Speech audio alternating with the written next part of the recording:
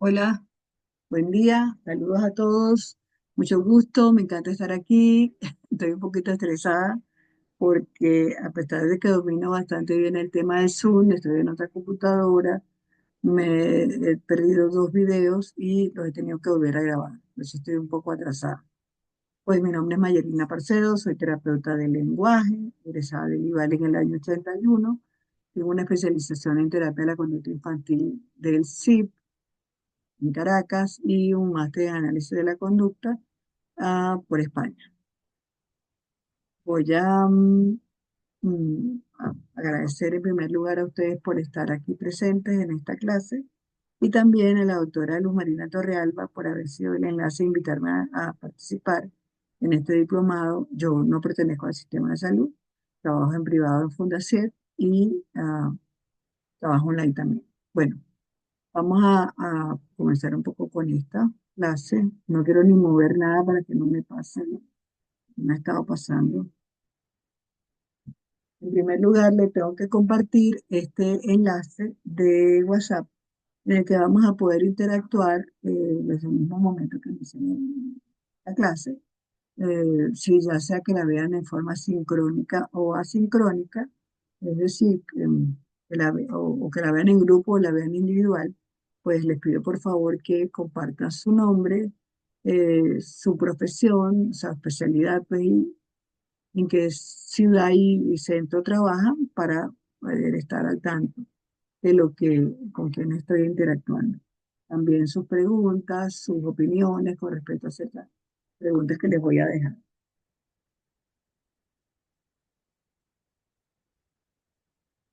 Les comparto en primer lugar esta imagen, pues muy natural, sin nada de maquillaje, de mi hija Maylin Aliegro conmigo. Ella tiene 49 años, casi.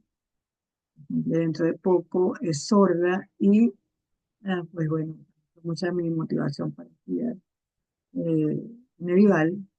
Entré junto con ella en el año 78 cuando ella apenas tenía 3 añitos.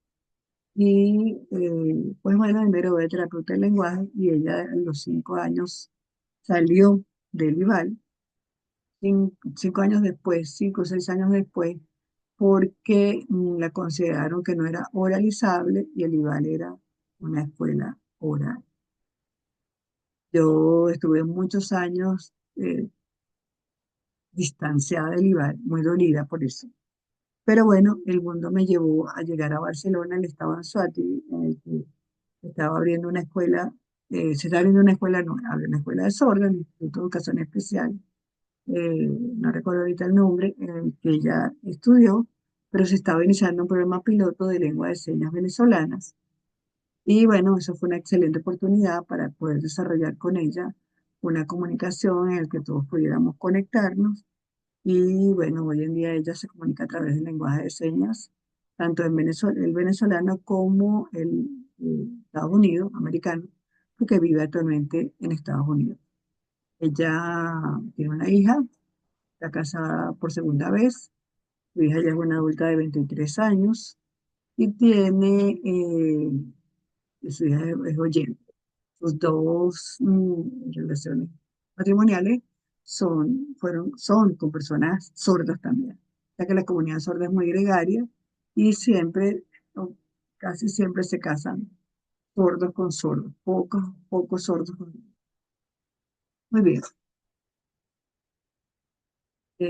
Maylin tuvo problemas en el desarrollo, convulsiones, retardo psicomotor, epilepsia y bueno, eh, su proceso de aprendizaje es muy lento. eh, Yo diría que tiene algunas conductas como obsesivo-compulsiva, eh, muy alegre, siempre está muy contenta, muy dispuesta, tiene mucho reconocimiento en su trabajo, es un trabajo manual y es una de las mejores empleadas, que lo hace muy bien. Eso me complace mucho porque, bueno, sé que tengo una hija que está preparada para la vida.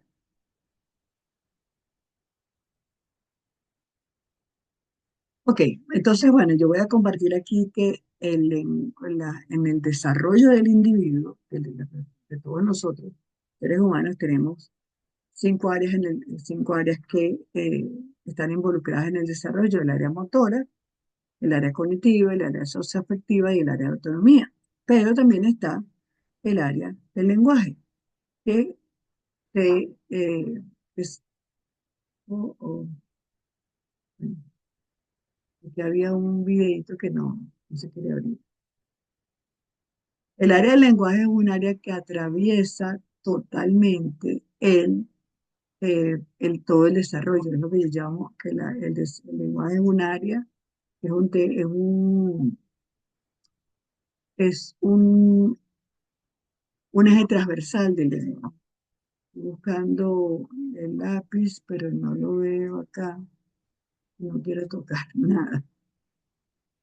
¿Ok? Bueno, vamos a ver qué dice en inglés.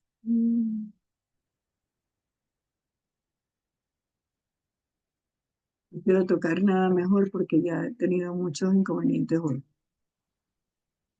Entonces, el lenguaje es un área que está compartida, que es un eje transversal y que atraviesa y está presente en todas las áreas del desarrollo.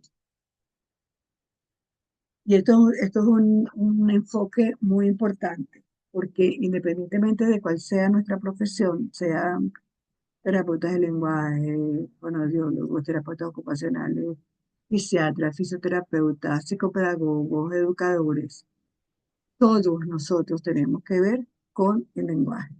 No podemos pensar que este desarrollo está seccionado. Entonces, esta parte es del terapeuta ocupacional, el área gruesa, el área motora fina es del terapeuta, perdón, del fisioterapeuta, la motora fina del terapeuta ocupacional, la cognitiva del psicopedagogo, la socioafectiva de un poquito de todo, más del psicólogo, y la autonomía es del terapeuta ocupacional o es de la mamá, y a mí me dejan la boca porque yo soy terapeuta de lenguaje. Es algo absurdo, total y absolutamente. El lenguaje compone todo, está presente en todos los áreas del desarrollo y la formación de nosotros tiene que ser integral, total y absolutamente integral.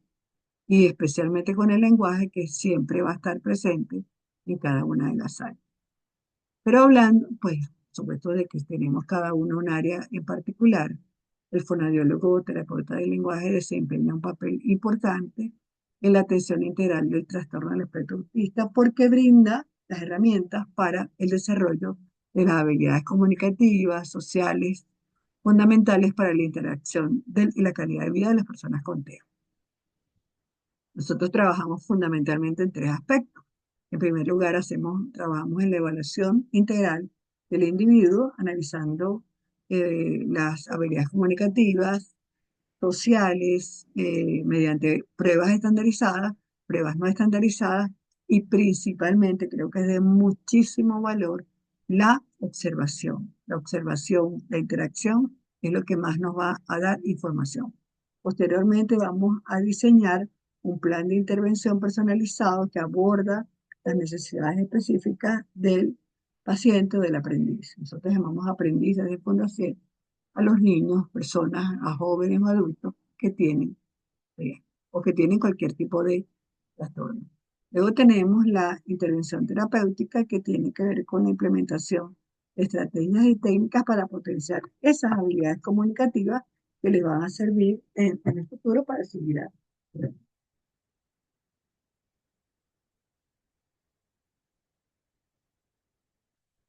Dentro de el abordaje terapéutico, pues trabajamos con todos los componentes del lenguaje, la pragmática, la semántica, la morfosintaxis y la fonología, pero hacemos más énfasis en las primeras tres. Entrenamos el uso apropiado del lenguaje en los diferentes contextos sociales.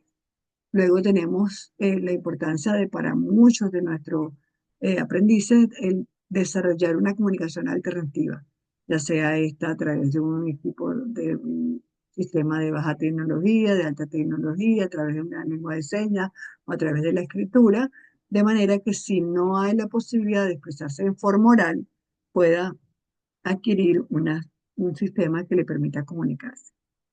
La terapia lúdica siempre va a estar presente en nuestro trabajo. Hacemos muchos juegos, muchas actividades que sean divertidas, agradables, estimulantes, para nuestro aprendiz, de manera que el aprendizaje sea mucho más motivante.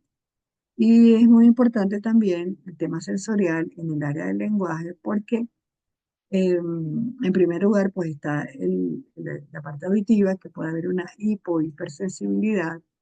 También hay temas que están relacionados con la parte de la, del, del lenguaje, por ejemplo, como, o sea, del área motora, oral motora, como la deglución, eh, puede estar alterada en algunos de nuestros aprendizajes. En conjunto con terapeuta del lenguaje, con algunos médicos, se puede trabajar estas áreas. No es mi área de funcionamiento de trabajo, es algo que yo no manejo, pero hay personas que se han especializado a través de motora.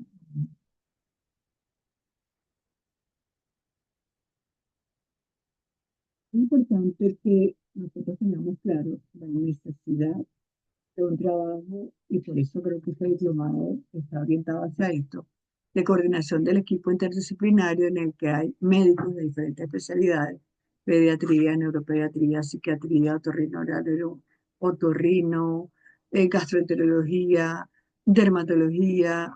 Hay cantidades mm, médicos que están relacionados con el TEA. Luego hay un equipo profesional que también es específicamente formado para las terapias, las evaluaciones, el psicólogo, el terapeuta ocupacional, fisioterapeuta, psicopedagogía, pero también hay otras terapias como, diríamos, alternativas, complementarias, como tomatis, la delfinoterapia, la equinoterapia, y en fin, una cantidad de terapias neurofeedback, cantidades de ofertas que existen en digamos, el mercado médico o mercado de salud, en el que las personas a veces se aferran sin tomar en cuenta que esto no es algo mágico ni rápido. Los educadores son sumamente importantes, y especialmente en nuestro país ahora mismo estamos viviendo una situación en la que estamos con una reciente ley sobre el autismo y con una reciente ley que está, eh, digamos, encaminando los procesos de aprendizaje, enseñanza-aprendizaje en las escuelas, y los procesos de inclusión, que aunque aparezcan muy, muy sencillos, en la realidad no lo son. Y ahí les voy a dejar mi primera pregunta, o mi primera compartir. ¿Cuál es la opinión que tienen ustedes con respecto a la integración de los niños con autismo en las escuelas regulares? Eh, Nos encantaría a todos, yo estoy por supuesto pro absolutamente la escuela, y me gustaría conocer su opinión, si ustedes consideran que todos los niños o todos los aprendices que tienen autismo, inclusive tal vez hasta otros trastornos, eh, se pueden desempeñar bien en el aula, y qué recomendaciones harían ustedes al respecto. Por otro lado, tenemos la familia, el apoyo y participación de la familia en el proceso de formación, el proceso de interacción, el proceso de generalización, de compromiso, es muy importante. Y de esto voy a desarrollar más en la próxima lámina.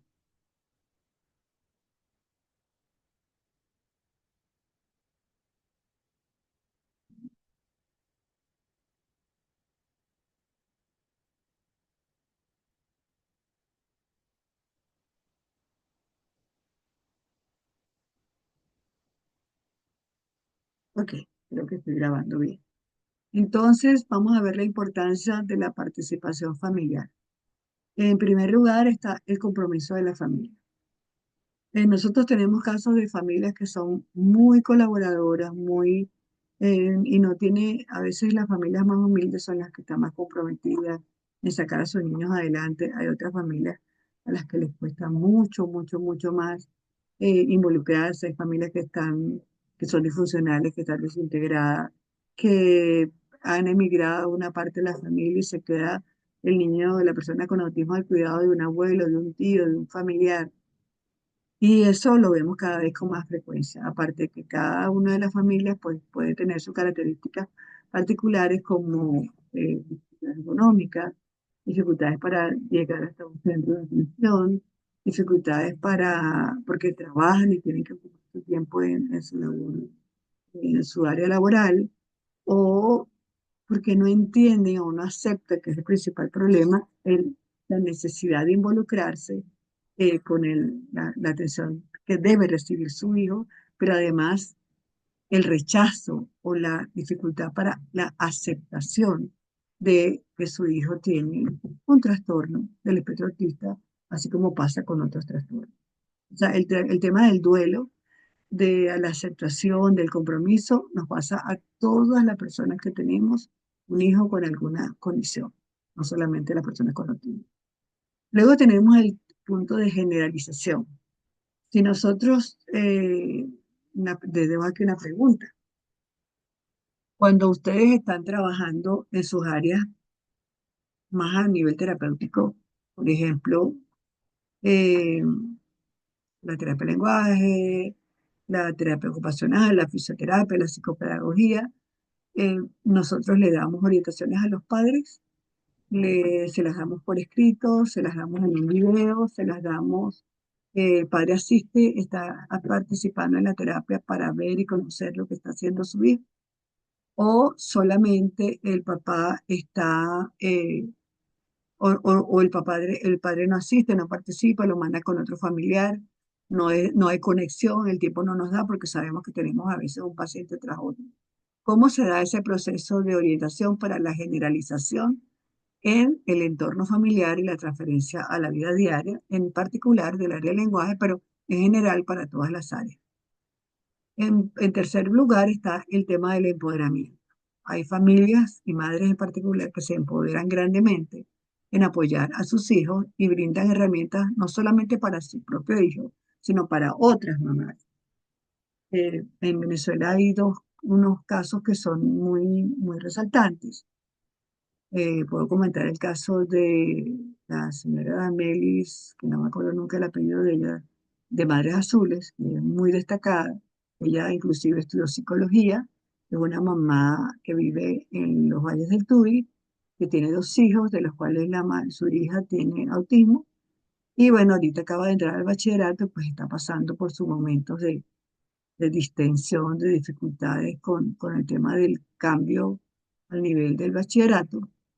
eh, Tiene un grupo en WhatsApp, tiene una página muy movida en el Instagram, en el Facebook, orienta a las mamás, las aconseja y compartimos varios profesionales que también compartimos, le damos respuesta a algunas de las preguntas que hacen las personas. eh, Esto sin ningún costo, solamente con el fin de apoyar y ayudar y compartir información de medicinas, de las terapias, de un médico que necesito, en fin, todo lo que a veces las madres necesitan superar o manejar o apoyarse. Está también, siempre la nombro, pues, Tania Contreras, que tiene, es la mamá de Isa. Quizá la tenía yo en alguna oportunidad. Es una mamá muy empoderada que una página de Instagram que no sé si se llama Un Día a la Vez, pero el grupo de WhatsApp se llama Un Día a la Vez. Ella comparte mucho el tema de la alimentación, los tratamientos biomédicos, orienta a las madres, le comparte información importante. Otras mamás también comparten sus informaciones o necesidades. Mira, en tal parte hay tal cosa, hay tal terapia. O sea, siempre están en ese contacto. Y otra de las mamás que yo valoro mucho, que he tenido muchísimo contacto desde hace 15 años, que la conocí como mamá, la María Ortega. Ella es abogado, tiene un hijo con autismo que hoy en día ya tiene unos 20 años. Y cuando lo conocí, pues bueno, estaba empezando su proceso de aceptación, desarrolló una fundación en Maturín, Funda Cristal, se preparó, hizo diplomado, posgrado de orientación de la conducta, estudios en análisis de la conducta, se preparó en la parte legal de las leyes sobre el autismo, en todo lo que tiene que ver con el tema de la inclusión educativa, las adaptaciones curriculares. Todo ese tema lo desarrolla y lo comparte en forma tanto gratuita como a un costo muy bajo para la formación de tutorías escolares, preparación las actuaciones curriculares y lo tengo que decir porque son personas que nos van colaborando de alguna manera a los equipos terapéuticos, a los equipos médicos, en que los padres busquen ayuda, busquen orientación, hagan consulta, se alimenten adecuadamente, reciban los servicios que tienen que recibir. Entonces, como ellas, hay otras mamás, hay otros grupos que tienen mucho alcance, tanto dentro y fuera de Venezuela.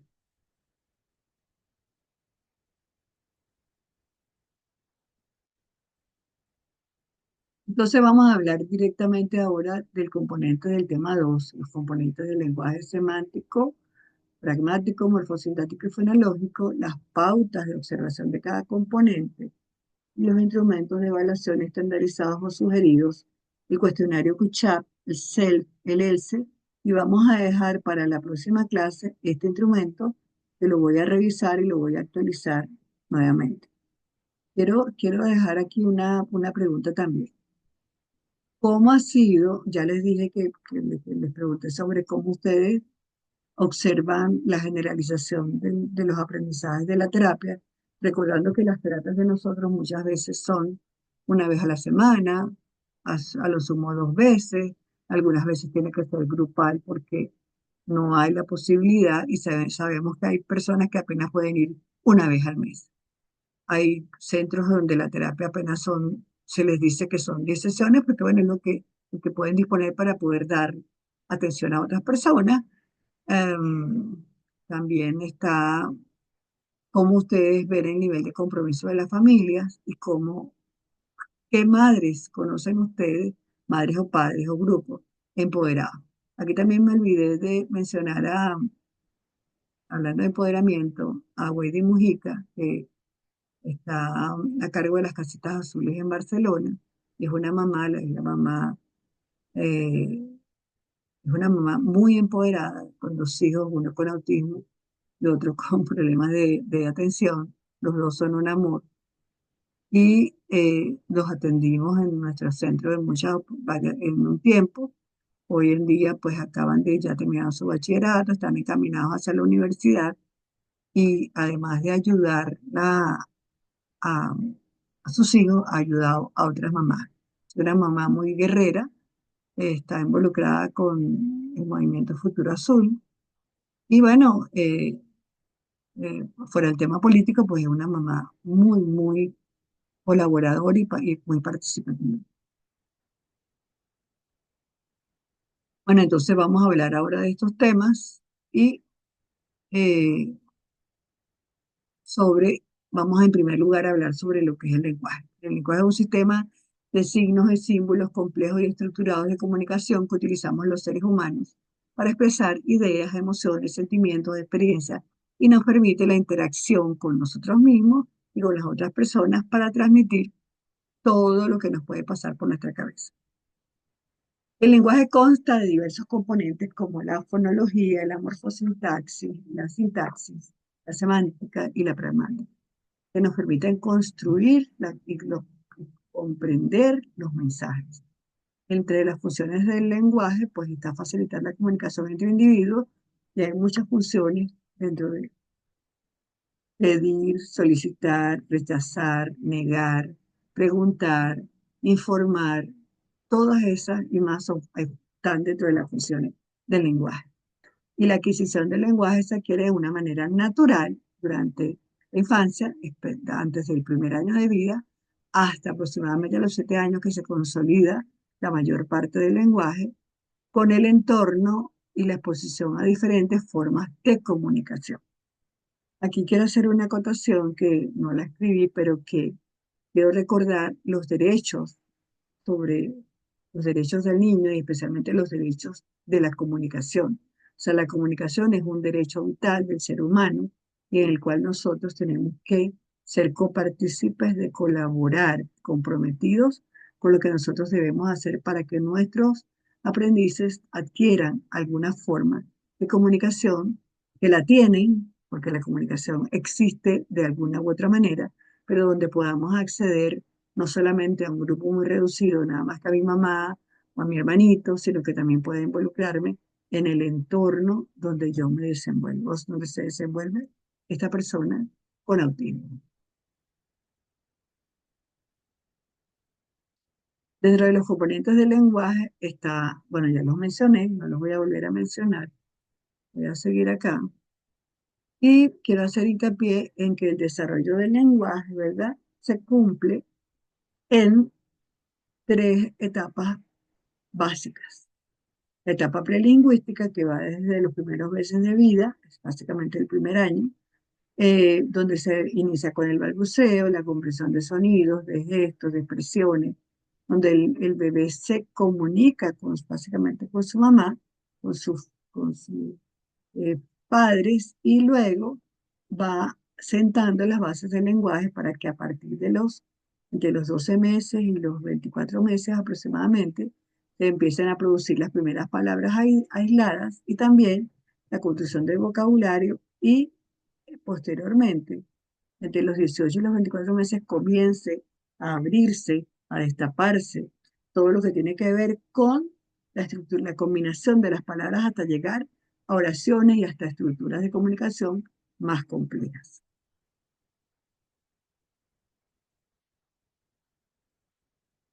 Entonces, ahora sí vamos a hablar específicamente de los componentes. Yo les adjunté en una carpeta que se les va a compartir una guía básica sobre el desarrollo del lenguaje por edad, aproximadamente hasta los 7 u 8 años.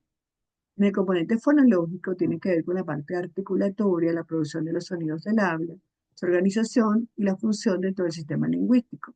También está muy relacionado a la discriminación auditiva.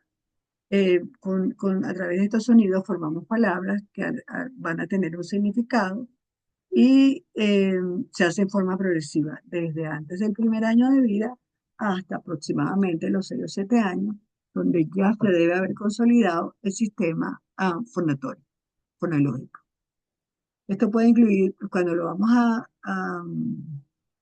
trabajar, cuando lo vamos a desarrollar, nosotros hay un proceso normal de adquisición del lenguaje, por lo que hasta los 6 7 años, pues es posible que se presenten errores articulatorios, pero evidentemente, ante un niño que ya tiene 3 o 4 años y todavía persisten ciertos errores que se pudieron haber superado, hay que consultar con el terapeuta del lenguaje, ya sea el camino que se desarrolle en el sistema donde está eh, escolar, educativo, de salud, y las propuestas de intervención empiezan con la identificación de los sonidos, con la segmentación de las palabras, de los sonidos y la combinación, y podemos hacer actividades como canciones, rimas, ejercicios articulatorios, y la parte de la discriminación auditiva, que es sumamente importante, ya que está bien detallada. La discriminación auditiva es sumamente importante a la par del desarrollo de la articulación. En el componente morfológico, la morfología tiene dos áreas: la morfología de la palabra y la sintaxis en la oración. La morfología incluye la formación de las palabras, las derivaciones y las inflexiones que pueden surgir. El desarrollo morfológico comienza igualmente desde aproximadamente los 12 meses y bien, los trastornos en la intervención de perdón, las opciones de intervención de los trastornos morfológicos incluyen las técnicas de modelado, el aprendizaje incidental y recordarle a nuestros aprendices cómo se pronuncia, cómo se dice una palabra. Este ejemplo que tenemos en la imagen, la niña está segmentando una palabra de un objeto que tiene en su mano, una pelota, y esa pelota ella la está diciendo como por partes y la mamá le da el modelo de pelota y ella después dice pelota, pelota. O sea, es un ejemplo sencillo de cómo nosotros modelamos la segmentación de la palabra. También es importante trabajar la conciencia morfológica, la estructuración y la estructuración de las palabras.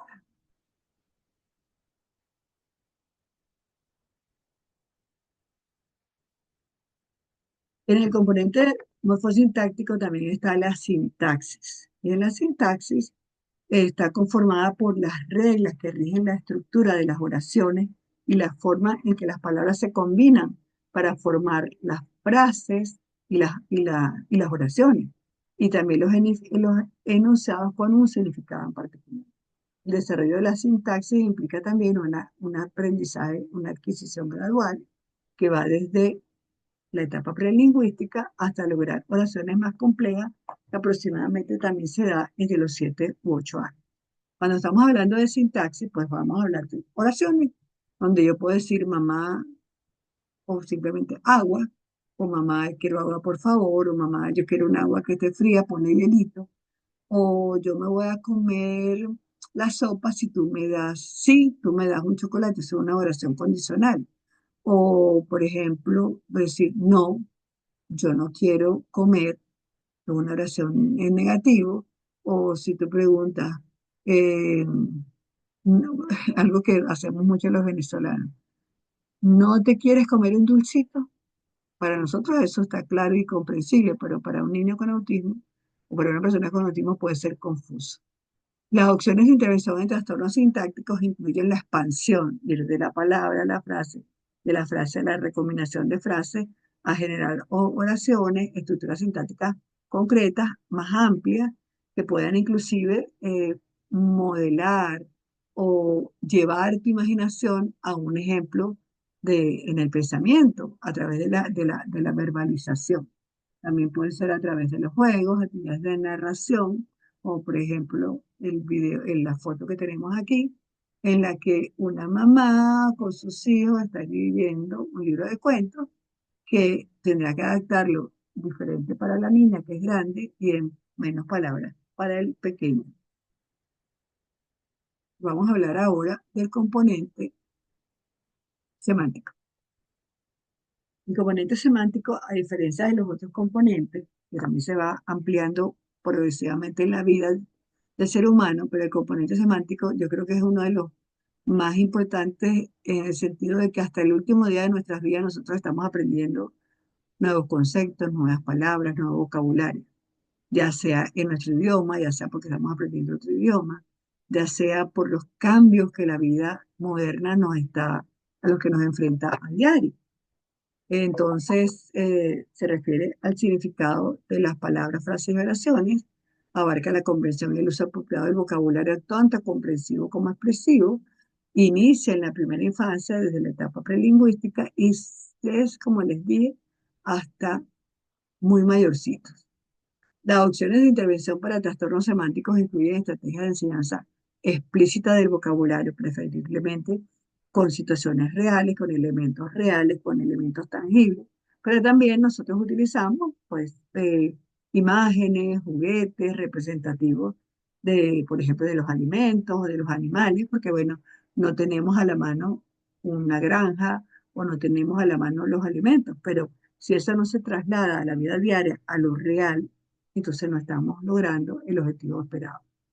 Tenemos técnicas para también fomentar la categorización, las categorías como categoría animales, categoría personas, categoría prendas de vestir, categoría de lugares, transportes, eh, las asociaciones de elementos, por ejemplo, una pelota de fútbol con una cancha de fútbol o con un jugador, una persona vestida como un futbolista, una pelota de béisbol la vamos a asociar con una persona vestida como un beisbolista y otra pelota de básquet con una persona vestida como basquetbolista. Entonces, para nosotros eso es muy fácil, pero para un niño que su vocabulario y su experiencia de vida son muy limitadas, pues por supuesto va a ser mucho más difícil. El objetivo es enriquecer el conocimiento semántico y facilitar la recuperación y el uso apropiado de las palabras en el lenguaje expresivo y comprensivo.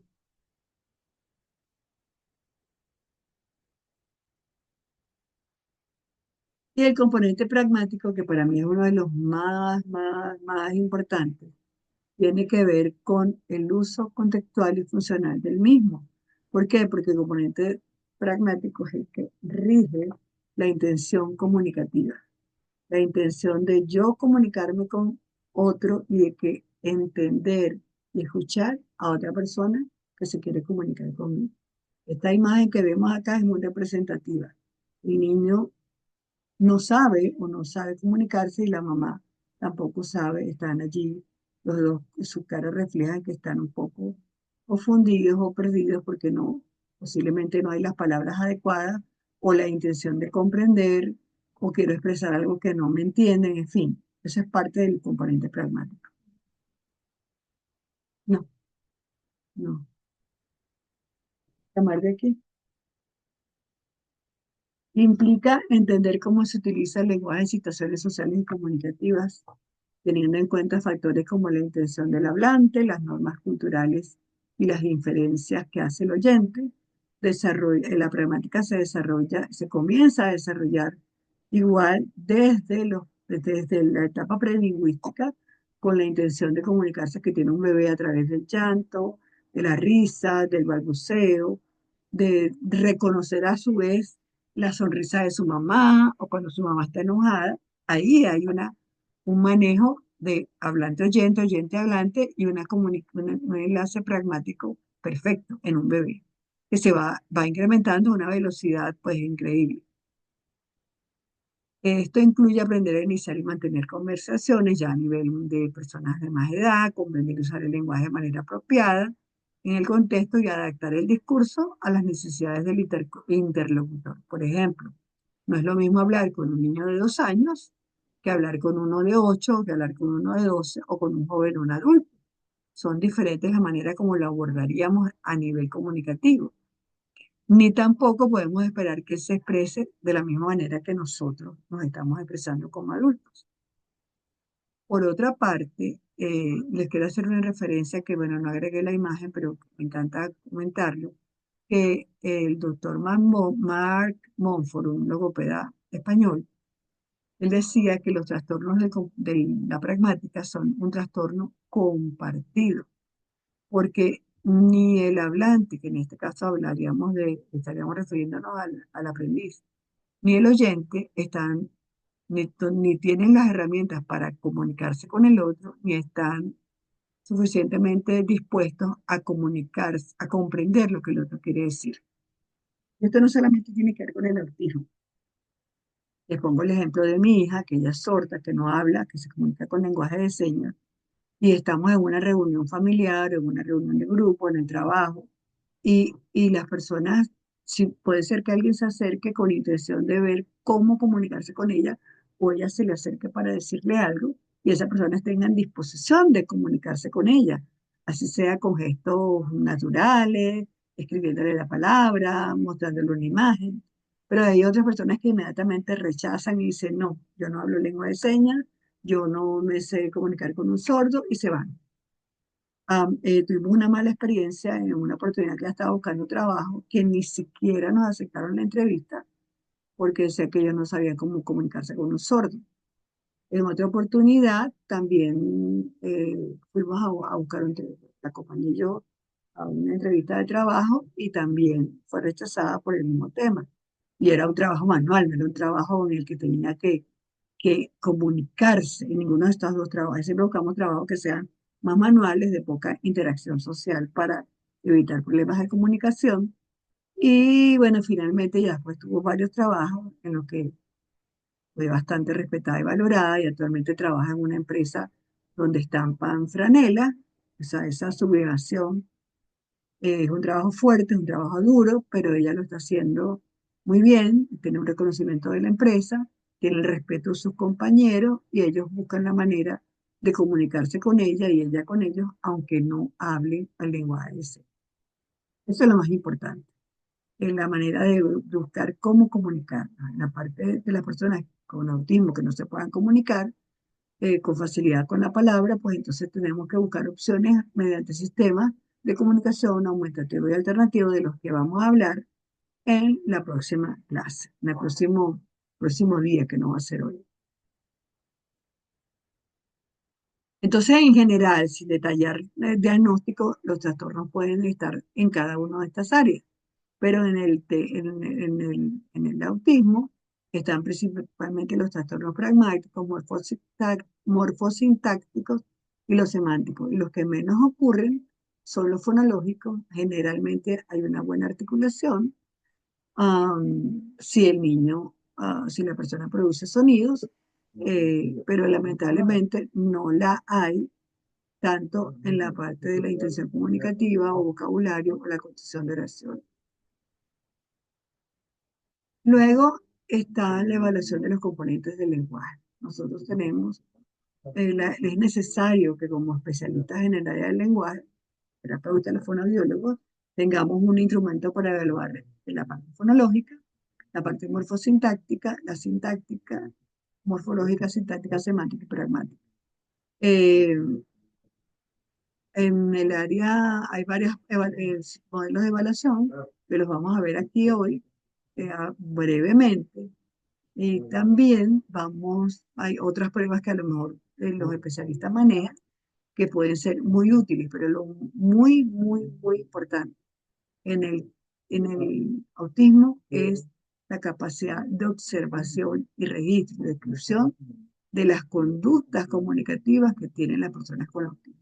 ¿Cómo lo hacen? Con señas, con la mirada, escriben, señalan, agarran la mano de la otra persona como extensor de su brazo, se arrinconan, se alejan, interactúan, se sonríen, te miran, buscan conectarse con uno. Si habla, porque hay personas que son hablantes perfectamente, muchos adultos que con autismo son hablantes, pero entonces tienen otras dificultades a lo mejor con la entonación de la voz, con la inflexión, con el manejo de la conversación, con el manejo em, de la distancia social, temas recurrentes, todo eso tiene que ver con el componente pragmático. Entonces, la capacidad de observar y estructurar un informe que nos pueda aportar posteriormente un plan de intervención. Ok.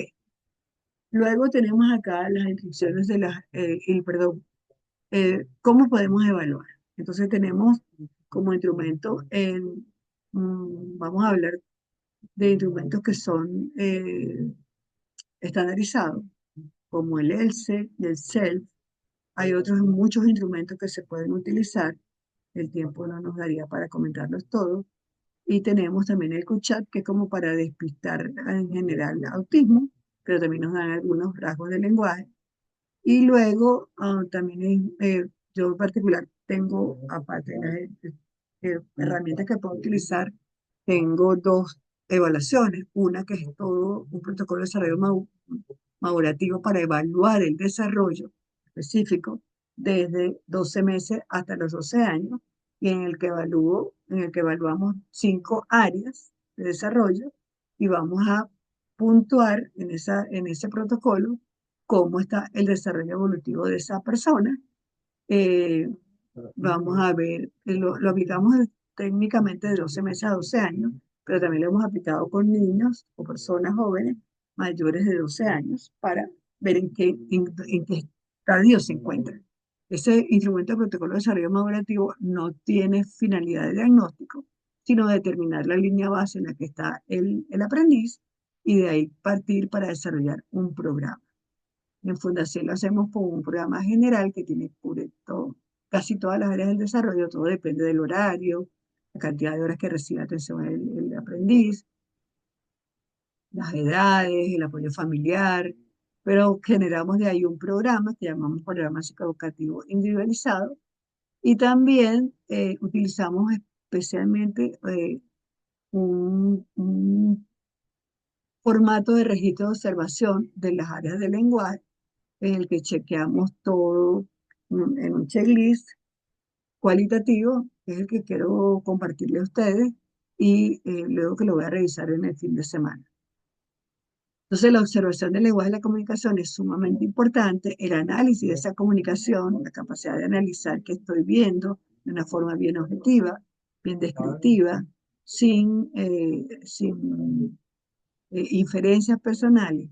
Y por supuesto, las entrevistas a los familiares y los cuestionarios son sumamente relevantes.